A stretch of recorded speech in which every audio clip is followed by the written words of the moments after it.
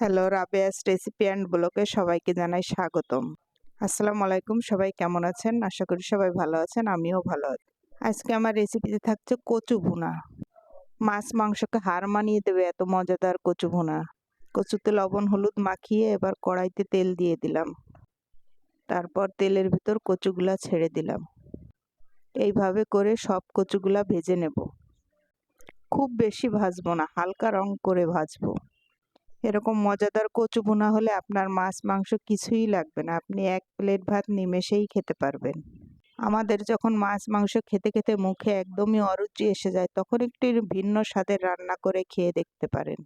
কচু ভাজাটা হয়ে গেছে, ওই কড়াইয়ের ভিতরে একটু তেল দিয়ে পেঁয়াজ কুচি দিয়ে দেবো। পেঁয়াজটা একটু ভেজে তার ভিতরে সামান্য একটু রসুন দিয়ে দেবো। রসুন দেওয়ার পরে একটুখানি আদা দিয়ে দেবো।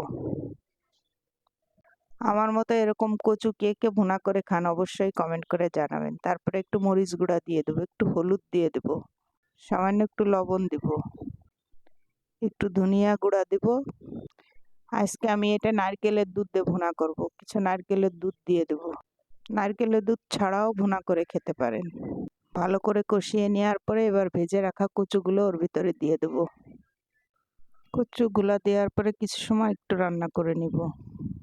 এখন আমার রান্না কমপ্লিট, দেখেন কি লোভনীয় হয়েছে দেখতে। ভিডিওটি ভালো লাগলে অবশ্যই লাইক কমেন্ট করতে ভুলবেন না। এইভাবে একবার হলেও খেয়ে দেখবেন। সবাই ভালো থাকবেন, সুস্থ থাকবেন। আল্লাহ হাফেজ।